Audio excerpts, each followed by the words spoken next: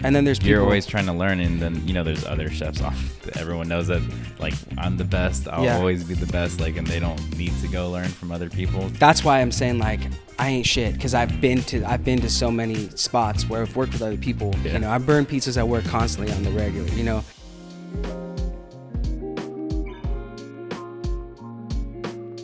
Hey guys, what's up? Welcome to the Linecheck podcast. It's me, Brennan, your host, and today I'm in the studio with Michael, chef and owner of La Parolaccia in Long Beach, California. How's it going, dude? What's up, dude? Chilling, man. Fucking stoked to be here. Cool. Thank you so much for coming on. It's been a while. I've been trying to get you on there. We're doing a little tag. I don't check my emails. But you're a busy guy, just like everybody else that comes on this podcast. I don't have any like expectations or like grudges against anyone. Like when it happens, it happens. And there's so many people in the industry that's like, they're just gonna come on when it's time. Yeah, I kind of felt like bad after when I saw the email for a minute. I was like, oh no. My God, dude, he probably thinks I'm like avoiding it or just. So we made it. No, it's all good, man. How's your day today? Uneventful. It was beautiful. Yeah, it was great. I didn't do much. Woke up a little late. Got a parking ticket. Oh shit. The most Long Beach thing you could do. And then was it street sweeping? Street sweeping. Oh, dude. Yeah.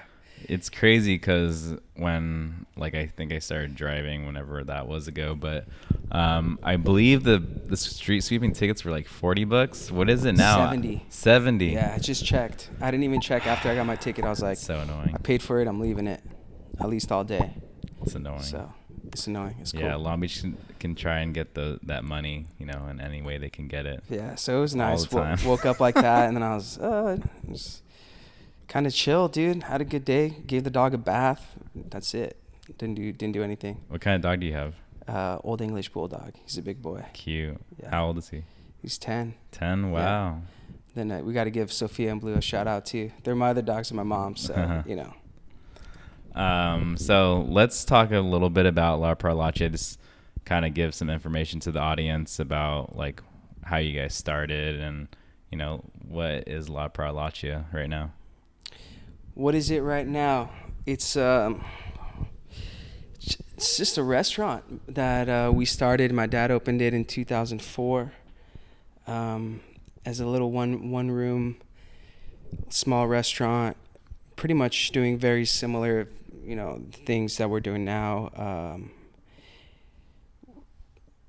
I don't even know.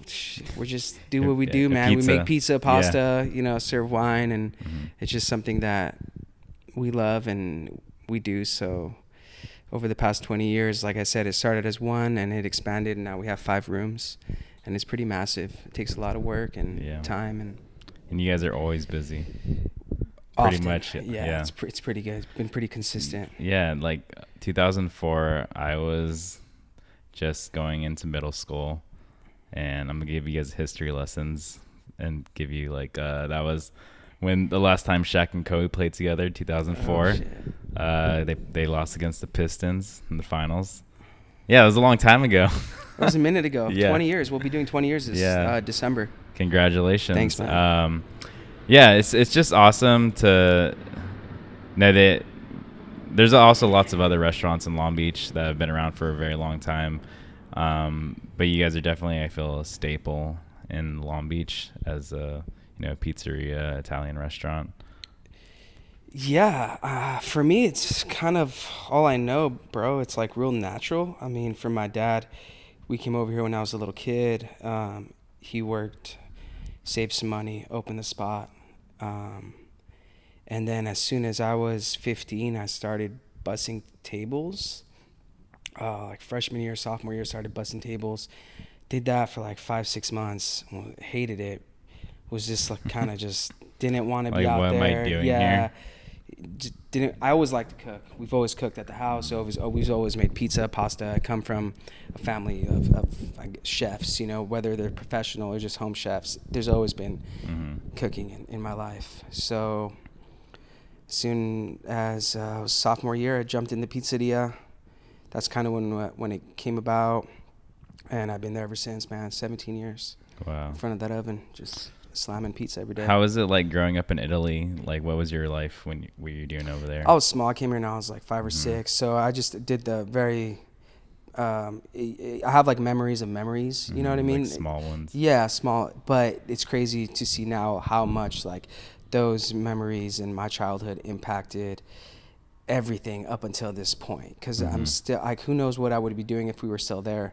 But you know, going to my dad's restaurant in Italy when I was a little kid, going to my uncle's pizzeria when I was a little kid, asking for pizzeria or pizza bianca, pizza rossa, pizza con le patate, just like the very fundamental things are the things I still love right now. Like currently, like those are my favorite things. Those are the things I always go back to, and those are the things I try to, you know, replicate at the restaurant.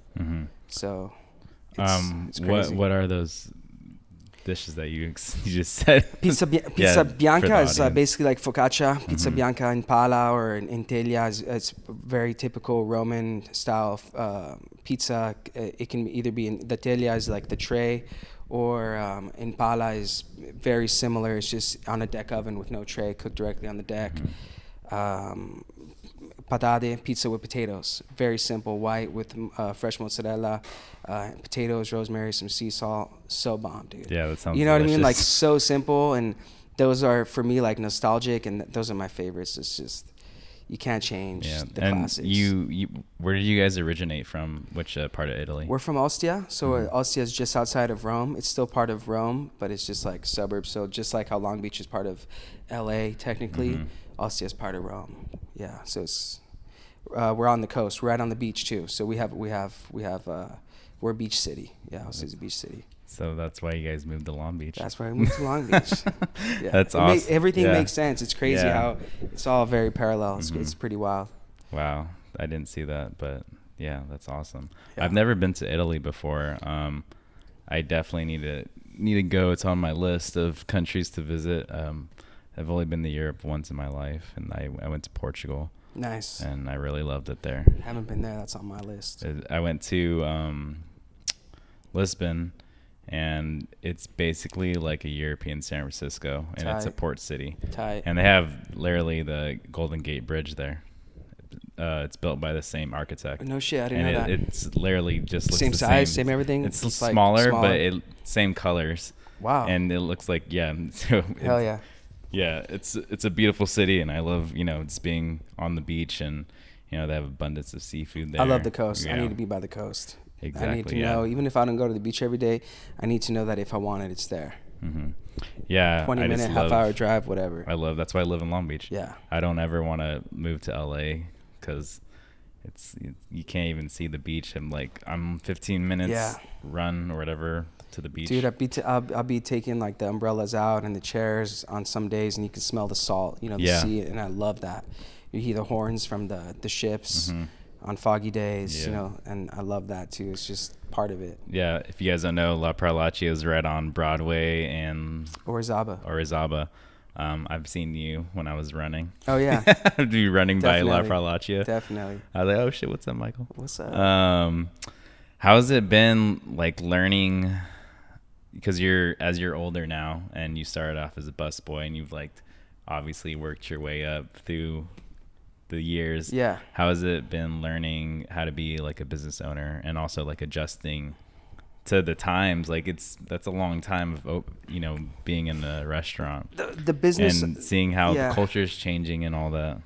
It's pretty incredible because I don't really know anything else, dude. You know what I mean? I'm coming from a point of view of that's really all I know. I do other things, but as far as the most consistent thing in my life, it's always been restaurants. Whether I'm hearing my dad, when I was little, come home and talk about it, and just be present with me about it, or me actually being in it since high school and early years.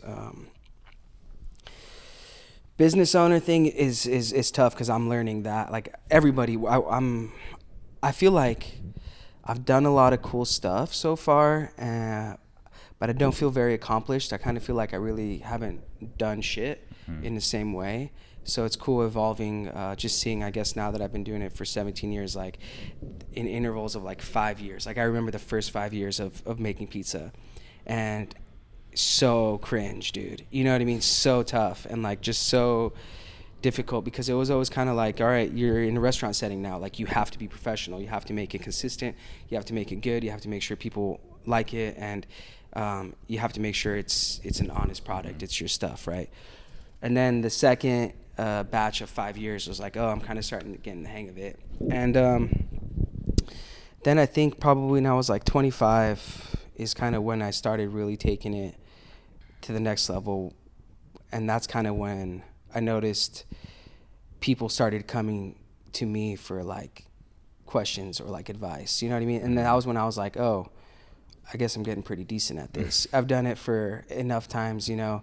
And that was kind of when I started having fun with it. I started working more with the flour company, doing smaller consulting gigs and traveling with them, you know, working with them on flour, going to Vegas, doing expos, and just kind of being more in the pit, you know, the culinary schools, and going to Italy, working with guys and all that. So that was kind of, at that point, it was like,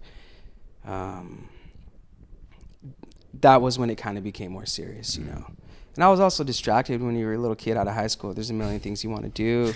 You know, I was into music, playing a lot of music, shows, and just running around, traveling. So, you know, you're dedicated to a certain extent, right? So. Yeah, it takes a while to truly form into yourself or what you're going to do. I've always loved it. I've always done it. It was always something. Like, just like in the background. Yeah, but it was always like, I wouldn't even say in the background, because I was doing it every day. It's like right in front of your face. Yeah, it's like right in front of my face at 900 degrees in front of my face. You can't really avoid it. So, but it's cool, man. You know, just dialing things in, making it consistent. Also making it something that I can teach people, and putting it, because anyone can do anything. Oh, a pinch of that, a little bit of that. But then when you have to teach people, that's completely different. When in a restaurant setting, everything has to be repetitive, the same thing every day, you know. And why do we cut it? Like, everything has a purpose for it now, you know what I mean, instead of just guessing. And so exactly, that's where things took next level. I remember when I first started cooking, I was also into music a lot, and it was just like my job, you know. I was like, this is my career. I was just like, I need a job, and here I am working in a restaurant, but I'm going to school for music. And then, you know, obviously music is fucking hard to get into and like make some money. Of course. So I was like, he's like, you could do this for a career. I mean, I'm still not gonna make that much money, but like, I was like, I love doing it. This is fun. I have a good time. And I was like, he's like, you should think about taking it a little bit seriously. And then I was like, okay, like, I'll go work at like a cooler restaurant instead of where I'm working at, and like learn more. And then then I really loved it after that, and then it's kind of got stuck, and it's been 13 years. That's awesome. But yeah, it's just what like, did you start? I worked at this fabulous chain restaurant called Supermex. Hell yeah. I've heard of that. It's bomb. It is very bomb. It hits the spot when it needs to. Yeah, I was there. That was my first kitchen job. Worked as a dishwasher, and then just like worked my way up and just become like kitchen manager. But like, they make everything from scratch there, like everything. And it's like in giant ass batches. So it was like heavy prep load, like hard work, like a lot of lifting, labor. I think that's where I learned like most of my speed and just like how to move into a kitchen. Efficiency and and just being very consistent. Like tickets would just like freaking like I've never experienced a ticket machine like that still, and it's been this long, you know. It's just like, because that's a quick service, you know, cooking, just like bam, memorization. It's cool to, you know, it's been a journey, but that's awesome. Why I feel like I still feel like I haven't done much, because, dude, we're so young still in this game. Like, I know guys that are killing it, and they've got like 20, 30 years on us, and I'm just like, dude, we have so much more to go across and to learn and to accomplish, and to you know, things that we want to achieve in whether it's with the restaurant or personal culinary adventures, whatever, you know, traveling and cooking with other people. So Yeah, definitely. But it's a good jump start for sure. It does. For some reason, I have this like mindset that I'm at my like peak of my life, and I think it's because like I think a lot of people think 30 is like, oh, you should already be doing, you have been on your like, top of your game already and like already been there. But if you're working in this restaurant, industry, it takes a lot longer than that to like actually build. Like you're realistically like being a 30-year-old chef is actually not. I mean, I feel like anything 30 is just kind of 20. It's the new 20. Well, I mean, what am I trying to say is, bro, for me, I know what I want to do with my life, right? Yeah. I love to make pizza. I have direction. Maybe that's why it's easier for me. A lot of people don't know what they want to do. No. So if you're at 30 and you got an idea of what you think you might want to do and you're killing it, then I think that's a good spot to be in. With it. If you love to cook and you're stoked on cooking, and whether you're doing podcasts about it or your backyard things or other restaurants, then that's fucking sick. Yeah. Then everything else will fall into place, bro. Yeah, working in industry is interesting because you can work for someone or you can work for yourself.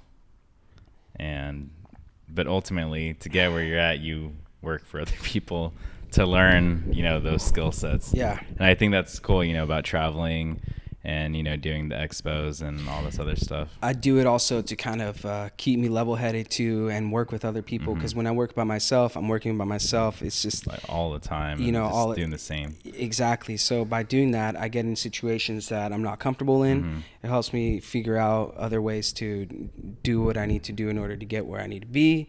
Yeah, it's like a little R&D. Yeah, absolutely. You get in other kitchens. Yeah. Like I don't have the ability to go and work in another restaurant. I haven't worked in many for a long time. Like I've done weeks, days, classes, courses, stuff like that.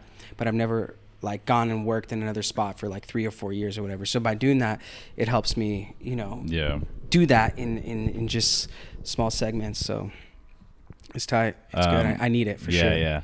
That's awesome though. And it gets me away from that keeps you level headed. Absolutely. You know what I mean? Like absolutely. You're not, and then there's people, you're always trying to learn, and then there's other chefs off. Everyone knows that like I'm the best. I'll always be the best. Like, and they don't need to go learn from other people because they got the egos. Yeah, which is bullshit. Yeah, exactly. Those guys need to be in other people's kitchens too. Yeah. It's that's why I'm saying like I ain't shit, because I've been to so many spots where I've worked with other people where I'm like, wow, like this guy's running circles around me any day of the week. I burn pizzas at work constantly on the regular. It's the nature of the beast, and it keeps me on my toes. I love it, dude. That's awesome, dude. I love that you have awareness like that. It's really hard for people to have that kind of awareness about themselves, especially with being in the industry. This means you're humble. Well, like that's cool. Yeah, I guess I am a little bit, but it's mainly like awareness, dude. Like there's so much good shit out there. It's crazy. Yeah, there is. And just because we're in our little bubble and we think we're the bee's knees, we think we're hot shit at whatever. Yeah. Dude, I guarantee you none of us are. Like we can go and have awards and whatever and do all this stuff, but it's like, dude. Yeah, I know what you're talking about. You know what I'm saying? Like, yeah, exactly. It's there's a lot of guys, especially in the pizza ego is crazy in the pizza world too. Like you see it when you go to expos and stuff, and these guys think they're like scientists or doctors, and it's like, bro, back up. Like we make pizza, man. Yeah. Like just chill. We make pizza at the end of the day. How is going to the pizza expo? You said it's in Las Vegas, right? There's one in Vegas, and then there's one in Parma, and like what's the vibe when you enter the expo? Like what's the feeling you get when you walk into the expo? It can be, when you compete, it's a little kind of nerve-wracking because there's so many different variables and it's chaotic. It's very chaotic. There's a lot of people. Dude, I'm sweating, bro. Yeah, it's hot. It's hot in here. It's hot all in these here. lights. Summer. It's summer, yeah. Yeah. But what was it say? Yeah, it's great. It's great. You see all your friends from everywhere. Everyone comes together. Everyone's trying to, make. There's a million different kinds of pizzas, different pizza spots. Yeah. It's awesome, dude. Yeah. It's like a pit of all the friends, everybody, like-minded people, and the competition's great. Everyone's super helpful, very organized, very competitive. I'm not very competitive by nature, so for me it's really hard to kind of get out there and compete, because that's not like a lane that I really like to be in. But like this last time I did it a couple months ago, I'm glad I did, because that also made me feel like, oh damn, dude, like you can do that. You can be in the pit with these guys, and just going through the process, you learn a lot. Yeah, for sure, because you have to adapt to that situation, because it's not your kitchen. So you have to bring all your stuff. You have to kind of modify things accordingly to try to make sure that you bring the best product you can bring. So it's cool. That's awesome. Why don't you tell the audience what you made for that competition? I made a like a focaccia style higher hydration dough. It's pretty crunchy. It had guanciale, blood orange gastrique, I think basil, and some stracciatella on it. What's the last ingredient? The stracciatella is the heart of the burrata. Okay. So the burrata is basically the casing, and inside is the soft part. That's a stracciatella, just the soft part. So I use that for on top of it. Nice. I think I executed the pizza exactly how I wanted to. It was great. It came out great. It wasn't what the judges wanted, so I got a low score, but it was cool. You know what I mean? It wasn't even like a low score. I didn't place or anything. It just wasn't. I didn't advance, So, but it was great. It was in a non-traditional category, which means basically you can do anything you want to do, like creative. Yeah, the other categories, they have classic, traditional, Detroit style, Napoletana pizza. So depending on what category you're in, they all have rules. Yeah. This particular one didn't. It was just like whatever you want to do. Whatever you want to do. That's cool. It was cool. Do you remember some of the other people that were in that, or like do you know who the winner was? Maybe. No, man, I don't remember, because once you make the pizza, if you're not there, you don't really show it off. They take it away, and then they hide it, and they give it to the judges in the back. So no one else sees. So no one else sees it. Yeah. So you can't really see what everyone else is doing. Damn. I'm curious to know what those other ones are. There was some. Yeah. There's like some really good ones, some really simple, and then there's like really out of pocket stuff. Just like too much. Like people be throwing steaks on pizza, like with bones and ribs and all. And I'm like, dude. Some like TikTok stuff. Yeah, just like trying to get the wow factor. Yeah, exactly. Yeah. So. Yeah, I hate. It's tough, man. It's tough. Like being around it so much, you just kind of learn to just let them do their thing, because there's a lane for that too. Believe it or not, there's a whole aisle at the pizza show for wild stuff. For people doing crazy shit like that. Yeah. So that's cool. Damn. I'm gonna ask you a very controversial question. As you know, Long Beach is going through I guess a little renaissance of pizzerias. There's a handful. Yeah. There's a handful. I'm going to ask you your top 3 favorite. My top 3? Fuck. Besides your own, of course.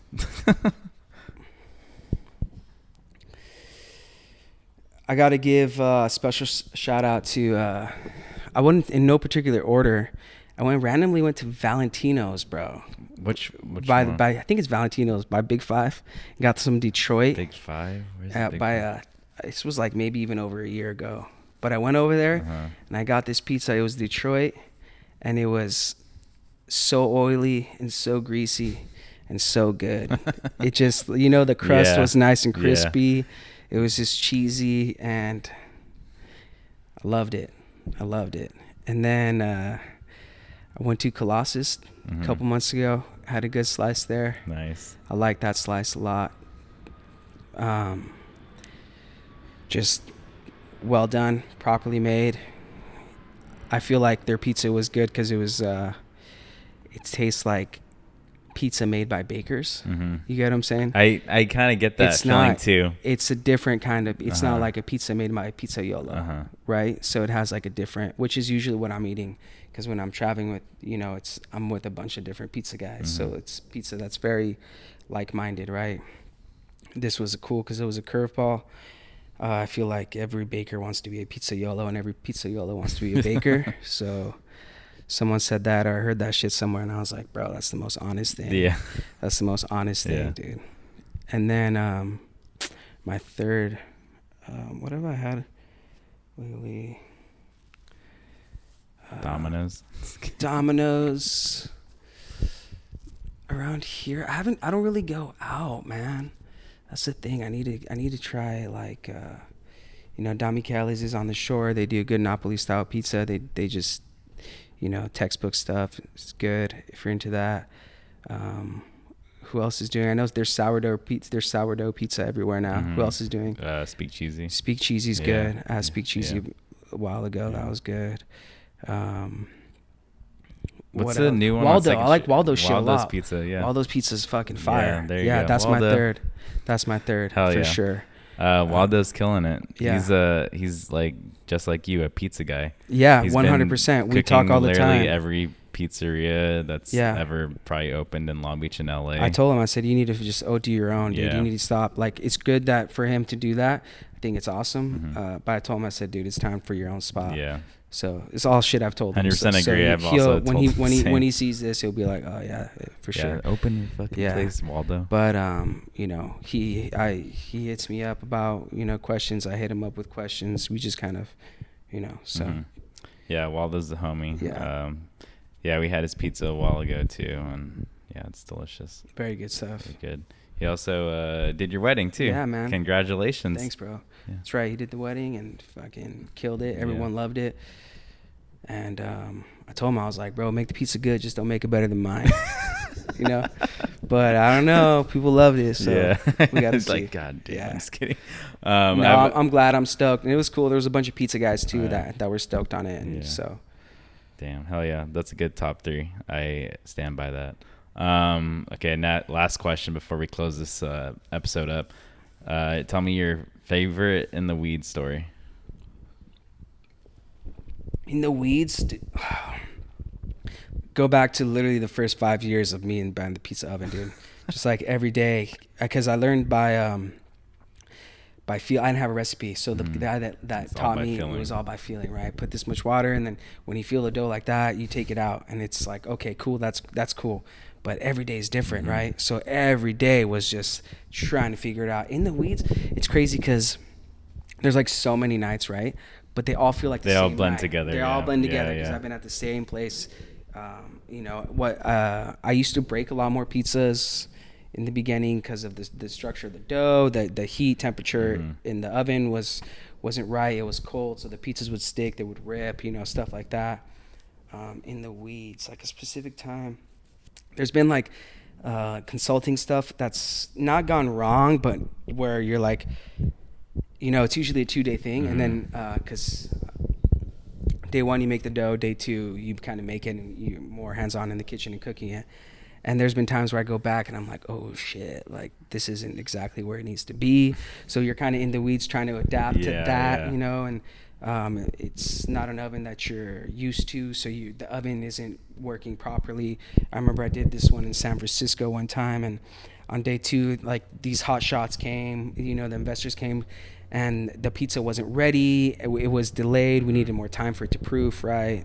All that. I don't know exactly, but it just wasn't where it needed to be. And I remember thinking like, damn, like I need to make magic right now, and it's all going wrong, So that was like a moment I can think of, that's working with dough is very hard if you're new at it. It takes a lot of intuition, man. It takes a lot of intuition. It takes a lot of time. It takes a lot of just knowing what you're working with. Yeah, absolutely. Because it's, like you said, it's different all the time. It's never the same. You can get it to where it's very consistent, and if you know, and you have a system you down have in a place, system, yeah, you know how to do it. proofing and all, Yeah, everything's and like you time and days and all that. Manipulate certain Yeah. variables, you know, by using it, adjusting temperatures and whatnot. But I like to when I do things, whether it's, you know, painting, arts, or my pizza, I just jump into it. I don't like study it too much at first. I just do it by passion, and then kind of just mess up along the way. And then if I love it, that's when I'm like, okay, let me dive in further and really get the hang of it. So I guess crashing and burning, dude, is my way. Hell yeah. You know what I mean? And then figuring it out. Hell yeah. Yeah. Well, that's all the time we got for today. It was a pleasure having Thank you God, on the bro. podcast. I'm sweating up here. Yeah, bro. it's hot. It's hot up in here. We're on right the now. second level, by Yeah. the way. People watching this, it's humid, and we're on the second level of building. No AC on the first day of summer. Summer decided to show up. Yeah, exactly. Yeah. Alrighty. It's a good thing hair and makeup guy used the good shit, and it's not dripping all over my face, I hope. That's it, guys. I hope you enjoyed this episode. Make sure you guys go check out La Parolaccia, and if you see Michael in the oven, say what's up. Bye, guys.